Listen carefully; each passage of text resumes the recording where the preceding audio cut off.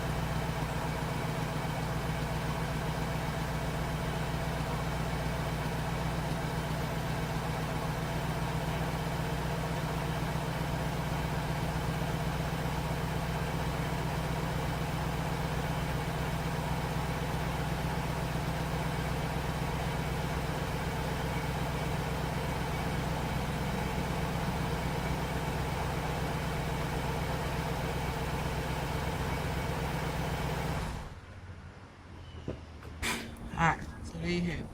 And when the car is off, they appear as if they're regular. But yeah, they're not. So I'm having a problem with the left side. And I've checked all the bulbs, I've checked all the wiring, I've checked all the grounds. What I'm thinking is going on is the turn signal hazard module is messed up. So I'm gonna replace it and see if that fixes it. Alright, so let's see. Alright, first thing I'm gonna do is I don't know if y'all how good y'all can see this, but disconnect my let's get this straight. There we go. Disconnect my negative battery cable. I know you can't see because of my hand, but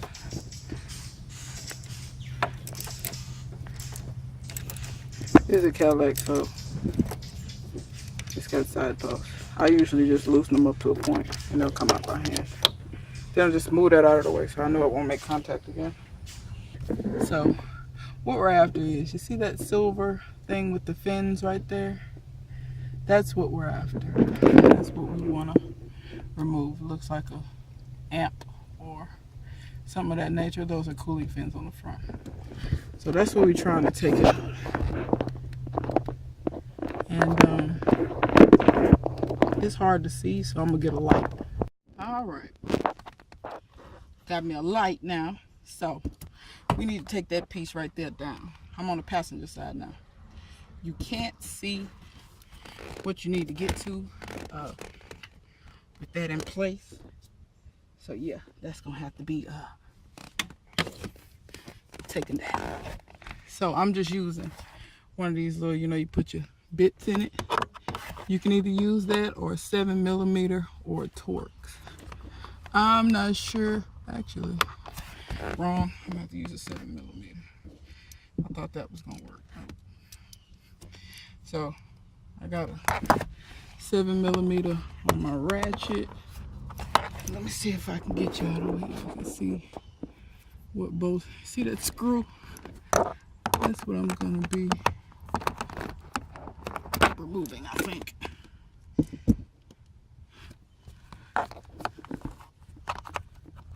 Yeah.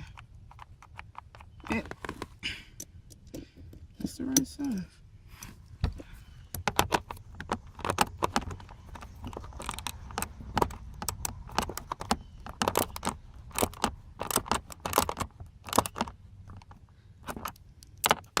Let's not tighten it.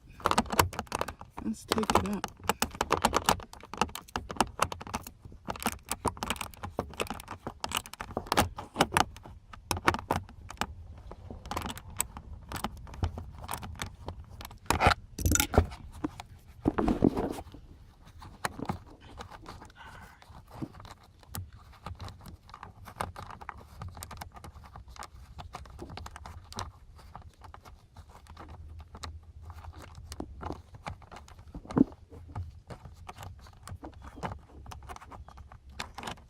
There we go. So now, there's your screw. Now we have this down. And now, should be able to look up under here, see the bolt that I need to get to. See that bolt? So that's the bolt I need on this side. So that's a 10 millimeter. Now, I doubt I'll be able to aim the camera up in there with the light so that you can see what I'm doing. Yeah, I don't think you're gonna be able to see it because I'm gonna be working blind too. But anyway, that bolt, that nut on that stud right there, take that off. That's what you want to take off. So I'm gonna come back once I've already gotten that taken off. All right, yeah, so here's the nut that came off. And I shine up in here. I take that off SOS mode. If I shine in there, you see now, there's just a stud. No nut. When you loosen that just a little bit with the ratchet, it's gonna come out. You can just use your finger once you get it loosened, unless your stud is rusty, which this is in the car, so to be honest with you, it shouldn't be rusty, but I mean, you never know. Depends on the vehicle. So we're gonna come around here to the other side. It was tricky to get that one. I just had to do it by feel. I wasn't able to see anything. On the driver's side, once again, I doubt I'll be able to film and show you, because really it's just really hard reaching around the camera and all that inside the car. But like I said, it's just like on the other side. 10 millimeter, take that out and then your box will be out. So I'm gonna take that one out and then I'll come back to you when I get it out of there. All right, so here's the nut on this one. And then if you look up in there, nut's gone. So I'm just gonna reach, it'll come right off the studs. There's a fair amount of wiring, but it wants to go to the passenger side, so I'm gonna do that. Walk back around, and then I'll show you how to get the electrical connector out and how to put the new one in. Before I do all this bolting it up, I'm gonna test the lights, because honestly, that was hard enough doing it just to take it out. And I don't want to fight and put the other one in if the lights are going to work right. So, let's set this tripod up. It's really humid today. Really, really humid.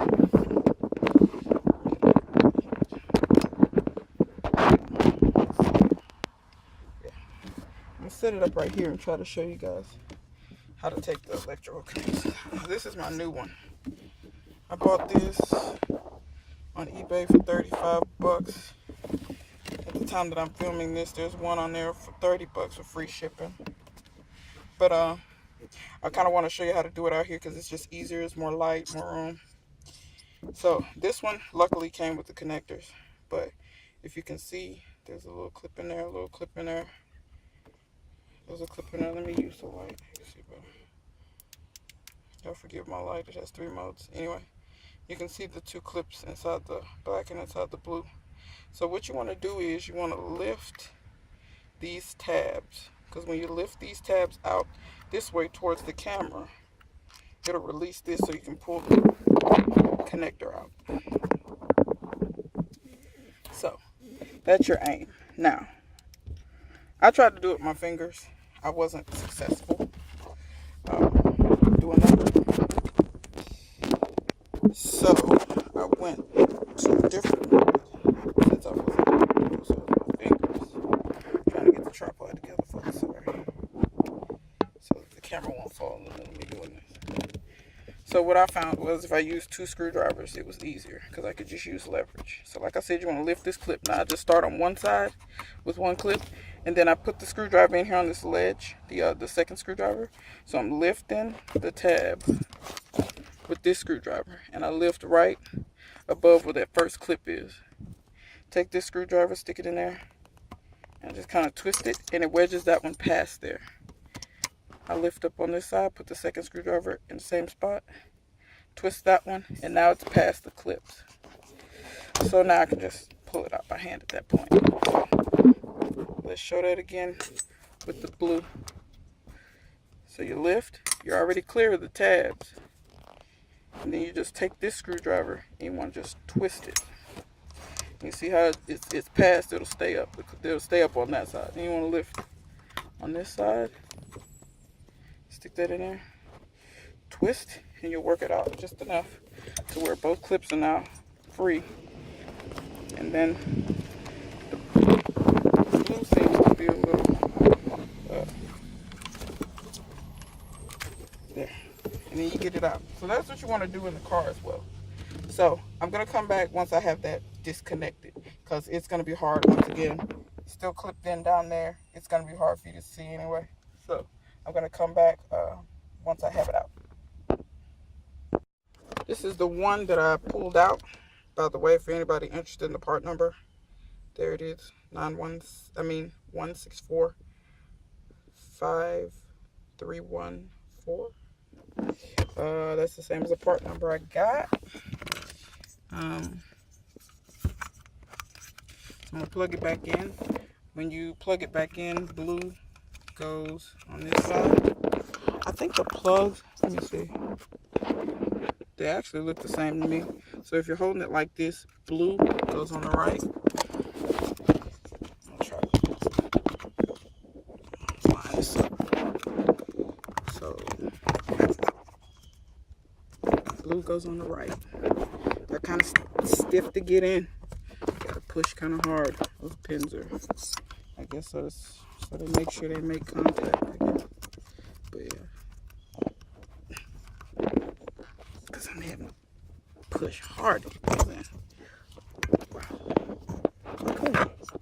Now it's plugged in. Now what I'm gonna do is I'm going to go. I'm just going to leave it hanging because it doesn't matter if it's hanging right now.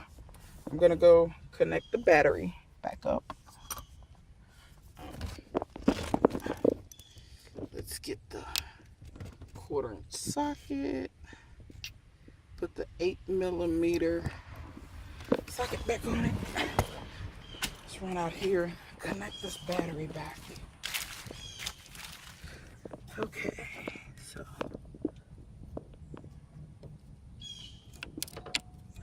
That spark. I don't know if you guys heard that ding. Whenever I connect my battery back, the chime always chimes. I usually use a socket because I don't want to round off my side posts. A lot of people always complain about side posts, but I find it's because they use pliers and they round off the bolt, and they're like, oh, the bolt won't stay or can't get it loose, or it's, don't use pliers. That's the best advice I can give to you. Use what it was designed. It's the reason why it's shaped like a bolt. You don't use vice grips on anything else unless it's a, kind of dire situation. So I'm going to put the camera back here again, and we'll see if I succeeded in my diagnosis of what part it was. We'll see if I was right or not. If I wasn't right, I'm still going to post a video because there might be somebody that actually needs to know what this is.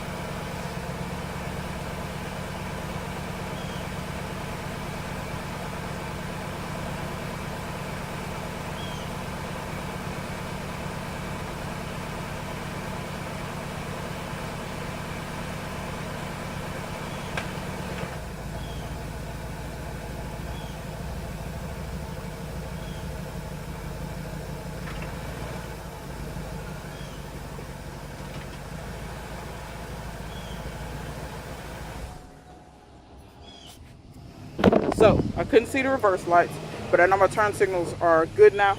I need to go get this car inspected, and I wasn't able to pass inspection with my tail lights like that. Another thing that was happening is inside the vehicle. I'll just turn inside the vehicle when that wasn't working. When I would put my signal on, see how that's flashing? Previously, that would not flash. It would stay steady as if I had a bulb out. This one would flash fine. When I would turn my hazards on, they would blink fine. So if you're having the problem where, you know, when these cars have a bulb out, they will, and these lights are on because the car's not on, of course. When when you have a bulb out, that arrow won't flash. It'll just stay illuminated. And that's how you know you have a bulb out. And you're supposed to go check it. Well, that's what made me check it. I checked it. And I'm like, there's no bulbs out. Actually, I did have a bulb out in the front. It was the side marker light in the fender behind where it says Seville. So I was having that issue. I replaced the bulb and it still wouldn't work properly. And then that's when I started noticing that my left turn signal, it was like I was pressing the brakes, but only one was more illuminated than the other. I'm sure you saw it at the beginning of the video. Also, my reverse one wasn't working. I'm gonna have to review this video to see if the reverse is working, because obviously I can't back the car up and stand outside. But yeah, that's how you replace what's called in the factory service manual the hazard turn signal module. This is basically like a huge computerized flasher. That's basically what it is. It's got a bunch of capacitors and stuff on the inside. I opened up the one that I got. You can pull these plastic tabs back, and I might open this one and do a video and see if I see anything in here that's blown, like capacitors and what have you, because since this is an older electronic, it has really big soldering pads. So my guess is maybe you could refurbish it, because it's not like the new stuff where it's so tiny you need a machine to solder it. But once again, if you need one of these, the part number is 1645314. They don't make these anymore to my knowledge. The only way I know you can get one, go on eBay, go to the junkyard, like most stuff. I'm going to put this car back together, put all my hush panels back. I'm going to take my car tomorrow and go get it inspected, because it goes out at the end of the month. So thanks everybody for watching, and if you have any questions, leave them in the comment section. Till next time, I'll see you guys later.